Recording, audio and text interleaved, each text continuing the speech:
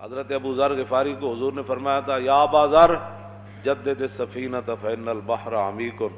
فرمایا ابو ذر اپنی زندگی کی جو کشتی ہے نا اس کو ہمیشہ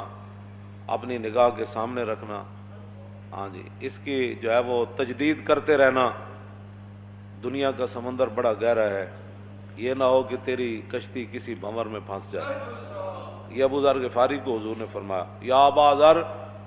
جدد السفینہ، فرمایا ابو ذر کو ہے لیکن مراد امت تھی، ہاں جی، ابو ذر غفاری سے بڑا تو نہ آسمان کے نیچے یا زمین کے اوپر اتنا سچا آدمی تو آج تک چلا ہی نہیں، حضور نے فرمایا، اور جو اتنے متوکل تھے کہ جو صبح کا کھا کر شام کا رکھنا بھی خلاف توکل سمجھتے، ان کو حضور نے فرمایا یا ابا ذر جدد السفینۃ فإن البحر عمیق، فرمایا اپنی کشتی جو ہے اس کو ہمیشہ اپنی نگاہوں کے سامنے رکھنا، یہ نہ ہو کہ دنیا کے سمندر میں تیری کشتی پھنس جائے۔ وَخُذِ الزَّادَ كَامِلًا فَإِنَّ السَّفَرَ طَوِيلٌ، فرمایا کہ بہت ساری نیکیاں اکٹھی کر لینا، بہت سارا جو ہے وہ اپنا نیک اعمال اکٹھے کر لینا،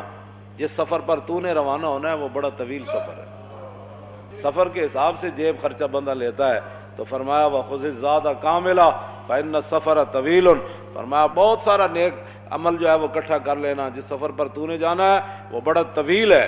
اور وَخَفِّفِ الْحَمَلَةَ فَإِنَّ الْعَقَبَةَ قُعُودٌ، فرمایا دنیا کا مال تھوڑا جمع کرنا، جو گھاٹی تو نے چڑھنی ہے وہ بڑی مشکل ہے، یعنی آخرت کی گھاٹی، دنیا کا مال تھوڑا اکٹھا کرنا۔ وَأَخْلِصِ الْعَمَلَ فَإِنَّ النَّاقِدَ بَصِيرٌ، فرمایا عمل خالص کرنا، اس لیے کہ جس کے ساتھ تیرا سودا ہونا ہے نا وہ مال دیکھ کر لیتا ہے۔ تو آیا نہ درتے کیوں بد نصیبہ، اور تو آیا نہ درتے کیوں بد نصیبہ، ہزاراں رنگاں وچ رنگیں دے موہن، کیوں جی؟ اور ہمارے بزرگوں نے لکھا ہے یہ روایات کے اندر، یہ روایت موجود ہے کہ جب حلیمہ سعدیہ آئی نا پچھلے ٹائم، تو جب نبی علیہ السلام چشمان مبارک بند تھیں، تو جب وہ قریب ہوئی نا تو حضور نے جتنی بھی پہلے آئیں مبارک آنکھیں نہیں کھولی، لیکن جب وہ قریب آئی نا تو حضور نے آنکھیں کھول دی، حضور نے آنکھیں کھول دی، اور کھول کر حضور مسکرا بھی پڑے، اور ان کو بتایا امی جان میں تو صبح کا انتظار کر رہا تھا، آپ ابھی آئی ہیں، بس اتنی جنوں تسی نہیں چاہیا میں تے چاہی وینی ہاں، اور ساڑھے ایک پنجابی دے شاعر کہندا جنوں تسی نہیں چاہیا میں تے چاہی وینی ہاں، لا لامنا دا میں تے نال لائی وینی، کیوں جناب؟ انہوں نے کہا حلیمہ سوار بدلیا کہ سواری بدلی؟ انہوں نے کہا نہیں سواری نہیں بدلی، سواری تو ہوئی ہے، سوار بدلیا۔ صدیوں پہلے حضرت حسان نے حضور کے سامنے یہ فیصلہ کر دیا کہ یا رسول اللہ میں آپ کی تعریف کر کے آپ کی شانیں نہیں بڑھاتا، بلکہ آپ کی تعریف کر کے اپنی شان بڑھاتا۔ ہاں جی، تو ہم حضور کا تذکرہ کر کے جو ہے وہ ہمیں بھی لوگ اس نام سے جانتے ہیں، ہاں جی ہاں جی، کیوں جی؟ اعلیٰ حضرت بریلوی فرماتے ہیں سرکار ہم گواروں میں طرز ادب کہا، ہمیں تو حضور ادب کا نہیں پتا، ہم گوار کہتے ہیں وہ پینڈو چٹان پڑھ، سرکار ہم گواروں میں طرز ادب کہاں، ہم کو تو تمیز بس یہی بھیک بھر کی ہے، قدر نبی دا جانن والے سو گئے وچ مدینے۔ اعلیٰ حضرت کہتے ہیں حضور سانو اتنا پتہ ہے کہ جس شاید بھی لوڑ ہوئے ایسا بھیک تواڈے کول منگنا۔ اقبال کہندا چون شفت اندیشہ قوم خراب نا سرا گردت بدستش سیم ناب، اقبال کہندا جس ویلے قوم دیاں فکراں تے سوچاں مر جان نا انہاں دے ہاتھ سونا بھی دیو نا تو مٹی ہو جاندا، ہاں جدوں انہاں دی فکراں تے سوچاں جدوں مار دتیاں گی، کیوں جی؟ زسیما ہے کہ سودم بردر غیر سجود ابو ذر و سلمان نیایت، اقبال کہندا جڑیاں پیشانیاں غیراں دے در تے گھس گئیاں نا ہن انہاں کول تو تمنا رکھنا تے ابو ذر تے سلمان فارسی جا سجدہ نہ کرنا،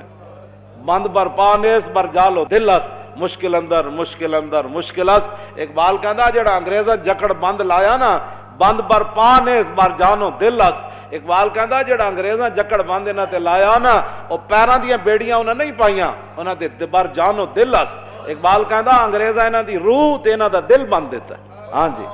بند بر پانیس بر جانو دل است، کہندا او بیڑی تو توڑی جا سکتی جناب، لوہے نہ لوہے نو تو کٹیا جا سکدا، لیکن کہندا مشکل اندر مشکل اندر مشکل است، کہندا یہی تو مشکل ہے کہ جڑا انگریز جکڑ بند انہاں نو لا دیتا دل تے روح انہاں دی ختم کر چھڈی، ہن اقبال کی کرے تھے جناب آگے، ہاں جی ہاں تے انہاں دی روحاں تو او پائنج کر کے جناب ਇੰਜ ਕਰਕੇ ਉਹਨਾਂ ਜਨਾਬ ਜਕੜ ਬੰਦ ਲਾ ਦਿੱਤੇ। ਸੋਚ ਹੀ ਉਹਨਾਂ ਦੀ ਬੰਦ ਕਰ ਦਿੱਤੀ ਹੈ। ਮੈਂ ਗੱਲਾਂ ਕਰਨਾ بعد جا کے تبصرے کرنے ایویں مولوی لگا رہا یہ زمانے کے حالات اور وقت کے تقاضے اور ہے کیوں جی۔ شعر بیدار از فسون میش گفت انحطاط خیشرا تہذیب گفت۔ اقبال کہندا ایک شعر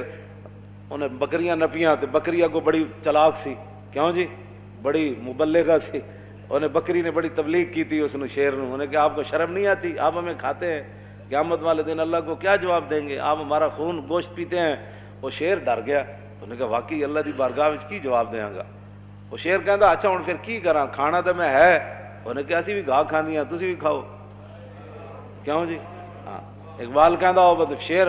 بیڑا نال گاہ کھان لگ پیا۔ ایک بندہ کولوں گزریا تو انہیں ویکھیا وہ شعر بکریاں پہ چرے وہ کھڑا ہو گیا انہیں کہا شعرا تینوں کی ہویا انہیں کہا ایک بھیڑ آئی سی انہیں مینوں تبلیغ کیتی سی ہاں جی تو انہیں کہا جلیا تیرا یہ کام نہیں جا کے گوشت دی لذت لے جدوں شیر جھپٹ ماری بکری نو دم تے گھسا بیٹھے سی 72 سال دین دا تساں انج کر کے ہن دین دی گل کریے تے دن تے تسی گھسا بیٹھے ہو آیا آوے ہی آوے جاوے دن تے تسی گھسا بیٹھے ہاں جی فلانے دے نعرے وجن گے تسی نعرے وجا کے دین دا کدی بھول کے بھی تسی نا نہیں لیا جیسی لینا شروع کیتا ہے تسی ساڈے خلاف سازشاں شروع کر دیتیاں لبیک کا نعرہ بھی سیاسی بن گیا یہ سیاسی نعرہ نہیں ہے بلکہ یہ لبیک کا نعرہ ہر لمحے رسول اللہ کے ساتھ تجدید وفا ہے تجدید عہد ہے ہاں جی ہر وقت حضور کے ساتھ تجدید عہد ہے کہ یا رسول لبیک کا معنی ہے حضور میں بھی حاضر میری اولاد بھی حاضر میرا مال بھی حاضر میری عزت آبرو بھی آپ پر قربان ہونے کے لیے حاضر